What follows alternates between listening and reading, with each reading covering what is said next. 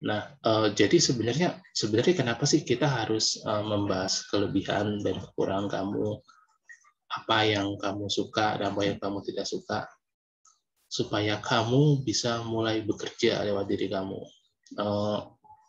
Mulai bekerja itu maksudnya gini, kita punya banyak kesulitan dalam hidup kita. Kita punya banyak kesulitan. Kita merasa bahwa ada banyak hal yang sulit. Kok gini, kok gitu. Itu sering banget kita tanyakan. Nah, lalu mau nggak mau kita harus kenal diri kita. Jadi kalau kamu pernah dengar be yourself, itu sebenarnya ada kata pertama atau kalimat pertama sebelum be yourself. Before be yourself, you must know yourself. Jadi kamu harus tahu dulu diri kamu gimana. Setelah kamu tahu diri kamu gimana, A sampai Z, hitam dan putihnya, buruk dan baiknya, baru kamu bisa be yourself. Be yourself itu gimana? Be yourself misalnya kalau saya Hartoyo. Kalau be yourself, ya Vanessa. Anastasia, Jocelyn, Stella. Jadi kamu jadi diri kamu sendiri secara utuh. Nah, pertanyaannya, kalau kamu jadi diri kamu secara utuh, apakah kamu punya kekurangan? Punya. Tapi kekurangan itu bisa ditutupi, bisa dimanipulasi. Kayak ada satu istilah lagi gini, if you know the rule, you can play with the rule. Kalau kamu tahu aturannya, kamu bisa bermain-main dengan aturan itu. Nah, cuma apakah kamu melanggar peraturan? Enggak. Tapi kamu bisa main-main. Contohnya gini, ini berkaitan dengan rule ya. Misalnya kamu tahu bahwa absen untuk bisa mengikuti ujian itu harus memenuhi 90% dari seluruh absen. Lalu kamu hitung tuh, 90% itu kalau 100% itu berapa kali, kalau 90% itu berapa kali. Lalu kalau kamu tahu bedanya 90% dan 100%, itu kamu bisa play. Play itu artinya apa? Artinya kamu bisa, dalam tanda kutip, tidak masuk dalam jangka 90% sampai 100% itu. Jadi kamu bermain dengan peraturan itu. Kamu tidak melanggar peraturan karena kamu tahu peraturannya. Itu kayak gitu. Jadi little bit tricky, cuma kamu tetap. Nah, kalau kamu tahu-tahu begitu tuh hidup kamu lebih hidup tuh. Nah, jadi kayak gitu. Misalnya kamu naik motor nih, kamu kan, misalnya kamu kayak merasakan ya, secepat naik motor tuh berapa kilo ya, yang nggak bahaya. Misalnya ternyata dari survei, ternyata di atas 60 km, 70 km per jam itu masih aman. Maka kamu bisa mentes diri kamu. Jadi kamu tuh tahu bahayanya. Sama aja kayak gini. Misalnya kamu tidur. Kamu harus tes. Kalau saya tidur cuma 1 jam, badan saya gimana ya pagi ya? Atau kalau kamu tidak tidur semalaman, badan saya gimana ya pagi ya? Lalu nanti kamu membuat jam tidur kamu sendiri. Oh, ternyata dari pengalaman gua harus tidur minimal 5 jam. Minimal 5 jam. Maka kalau kamu sudah tahu begitu, kamu tuh nggak main-main dengan itu. Nah, sementara itu selama 5 jam itu kamu bisa lakukan apapun. Nah, itu kayak gitu. Jadi be yourself. Nah, setiap orang tuh beda. Tahanan. Tidak saya. Sebenarnya kalau saya tuh cukup sabar orangnya. Cukup sabar. Lalu ada yang nggak sabaran. Lalu saya tuh males. Lalu ada yang nggak males. Nah, itu kayak gitu. Jadi bisa bermain. Contoh lagi, kalau kamu malas, kalau kamu tahu kamu malas, kamu akan mengerjakan tugas lebih cepat. Karena kamu tahu kamu malas. Lalu pertanyaannya adalah, apakah kamu menjadi tidak malas setelah mengerjakan tugas lebih cepat? Enggak, kamu tetap malas. Cuma kamu bisa play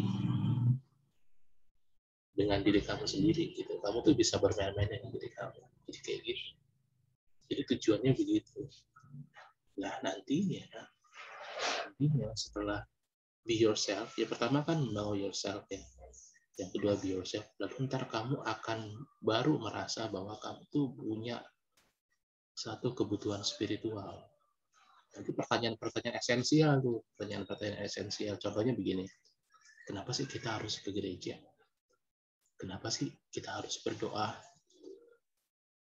Lalu pertanyaan yang lebih esensial lagi, Tuhan tuh nyiptain gue buat apa sih? Kenapa sih gue punya orang tua kayak ini gitu? Kenapa sih saya punya papa dan papa kayak gini? Ntar kamu mengerti itu. Jadi kalau kamu udah mulai menjadi diri kamu akan banyak menerima hal-hal yang sebelumnya tidak kamu terima, nggak bisa gitu. Nah, jadi entar hidup kamu jadi lebih spiritual kalau kayak gitu. Karena nanti kamu akan tahu papa kamu dan mama kamu itu seorang manusia juga. Artinya kalau dia seorang manusia juga, dia bisa sedih, dia bisa salah, dia harus dimaafkan. Nah, kita juga harus memaafkan. Lebih jauhnya kayak gitu sih. Sorry, mungkin ini terlalu dini saya katakan ini, tapi kayak gitu. Jadi kalau misalnya dengan begitu, kalau misalnya kamu lihat lagi pada banyak orang ya, kamu tahu tuh, misalnya orang nih yang kelihatannya keren. Pertanyaannya adalah, apakah dia bisa keren tiap hari? Enggak kan, maksudnya pasti dia butuh waktu di mana dia tuh nggak keren gitu loh. Kalau keren terus tiap hari capek. Dia butuh nggak keren. Dia butuh, ya dia punya kebutuhan itu. Dan kalau kamu tahu diri kamu dan kamu menerima diri kamu, kekurangannya, kelebihannya, kamu akan bisa menerima orang lain juga. Lalu selebihnya itu jadi natural banget. Jadi natural dalam arti ya kita manusia, kita bisa salah, kita bisa benar. Ya kalau salah minta maaf, kalau benar ya nggak apa-apa juga. Gitu. Nah itu nanti persis kayak kalau udah enak ya, itu persis kayak misalnya contoh teman saya. Nah, teman saya mau kuliah S2, tahu nggak dia ambil apa? Dia ambil ilmu sejarah. Saya ngeledekin kan, lu ngapain ngambil ilmu sejarah? Lu nggak mau ngambil yang lain yang lebih manfaat gitu? Saya bilang gitu. Tapi itu nggak, dia bilang apa? Terserah gue lah, kan gue yang mau sekolah. Gitu. Terus kita ketawa-tawa akhirnya. Nah jadi kayak gitu. Jadi kalau misalnya kamu, jadi diri kamu nggak takut, termasuk kamu nggak takut buat keputusan-keputusan. Nah mengenai keputusan ini unik sebenarnya. Jadi keputusan itu ada dua, keputusan kecil dan keputusan besar. Jadi ntar kamu mulai membuat keputusan kecil dalam diri kamu, sampai nanti akhirnya kamu membuat keputusan besar. Cuma jangan pernah berharap kamu bisa buat keputusan besar sebelum kamu bisa buat keputusan kecil ini. Kayak gitu. Nah, keputusan kecil itu apa? Misalnya gini deh contoh. Keputusan kecil itu kayak kalau misalnya kamu dari Rabu Abu Paskah, itu kan kamu harus pantang kan. Terus kamu harus memilih, saya mau pantang apa ya? Misalnya pantang jajan misalnya. Ya udah kamu nggak jajan. Itu keputusan. Nanti kamu tahu bahwa satu keputusan itu mengandung satu konsekuensi, mengandung satu apa ya, konsekuensi. Nanti misalnya salah satu keputusan terbesar kamu kan di sini salah satu keputusan terbesar kamu adalah menerima seseorang menjadi pacar kamu. Nah kalau kamu sudah menerima itu, konsekuensinya adalah apapun dia kamu harus terima. Kalau enggak ya kamu buat keputusan baru. Nah itu kayak gitu. Jadi keputusan yang salah bisa diperbaiki dengan membuat satu keputusan yang lebih baik. Nah jadi kayak gitu. Jadi memang itu berguna sekali tuh, berguna sekali. Jadi kamu belajar untuk pertama menghargai diri kamu dulu, lalu menghargai orang lain. Kalau ada orang, nih berarti ya, ada orang yang bisa menghargai orang lain, tapi dia tidak menghargai dirinya sendiri. Kasarnya tuh, karena sebenarnya dia kayak nipu gitu, dia tuh kayak nipu. Dia tuh bisa menghargai orang lain, tapi dia nggak menghargai dirinya sendiri. Nah, sebenarnya yang paling baik adalah kamu menghargai diri kamu dulu, baru kemudian kamu tuh bisa menghargai orang lain. Kamu harus menyukai diri kamu, baru bisa menyukai diri orang lain. Karena kalau menyukai diri sendiri kan ada kekurangan, ada kelebihan kan. Jadi kamu bisa bilang nanti, dia misalnya orang teman kamu tuh begini, dia mau begitu, dia lain. Kayak gitu.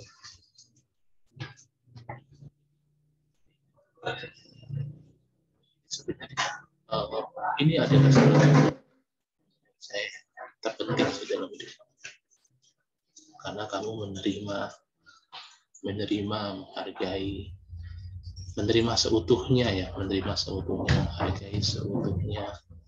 Nanti dari situ, nanti kamu baru akan melihat, wah ternyata Tuhan tuh baik. Kenapa baik?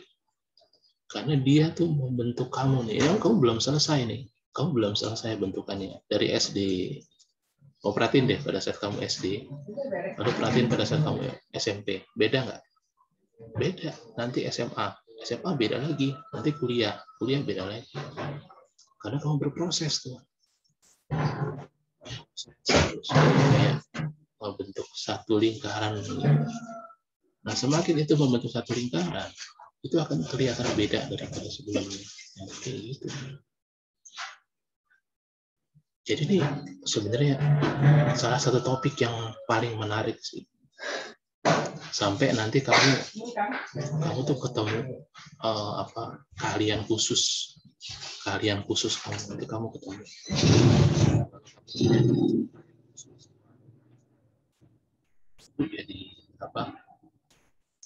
Jadi sangat hebat karena kamu punya sesuatu yang orang lain nggak punya. Nah, gitu. Itu keahlian khusus tuh. Setiap orang tuh ada keahlian khususnya. Kayak saya punya keahlian khusus.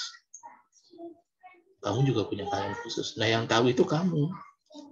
Dan kalau bisa, jangan sampai banyak orang lain tahu keahlian kamu. Karena ini kayak kartu as kamu gitu. Nah, kalau kamu tahu begitu, wah, kalau kamu tahu keahlian khusus kamu, dan kamu tahu bagaimana menggunakannya, waduh, kamu akan penuh dengan ini. Jadi kayak gitu. Oke, ini saya padat banget ngomongnya nih. Mudah-mudahan kamu bisa mengerti lah apa yang saya bilang. Sampai sini ada pertanyaan? Kalau ada pertanyaan kita bisa bahas ini lebih dalam. Silakan, apakah ada pertanyaan? Sebelum ada pertanyaan deh, apakah suara saya jelas? Setelah sekian lama saya baru nanya. Halo, apakah suara saya jelas? Jelas, Pak. Oke. Nah, jadi kayak gitu ya. Kalau tidak ada pertanyaan, mohon dihidupkan videonya dulu. Saya screenshot sebentar.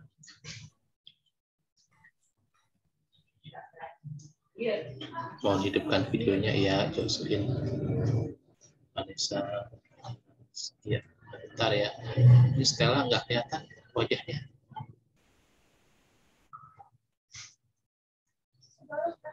Oke, saya screenshot dulu ya. Udah, Pak. Iya. Bentar ya.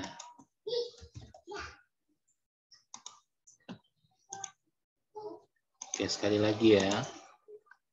1, 2, 3. Oke. Saya ulangin lagi nih. Ada pertanyaan apa enggak? Kalau nggak ada, kita lanjutkan pelajaran. Kalau ada pertanyaan, kita boleh bahas ini sampai pelajaran akhir. Nggak apa-apa. Kan kamu udah ngerjain tugas. Kalau nggak ada, ya kita lanjut pelajarannya. Ada pertanyaan nggak?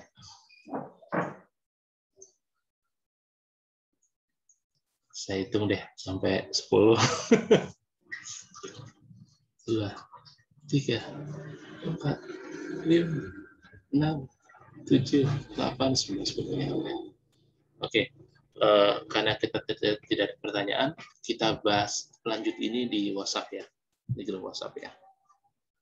Oke, thank you semuanya. Bye-bye. Terima kasih, Pak. Ya, sama-sama.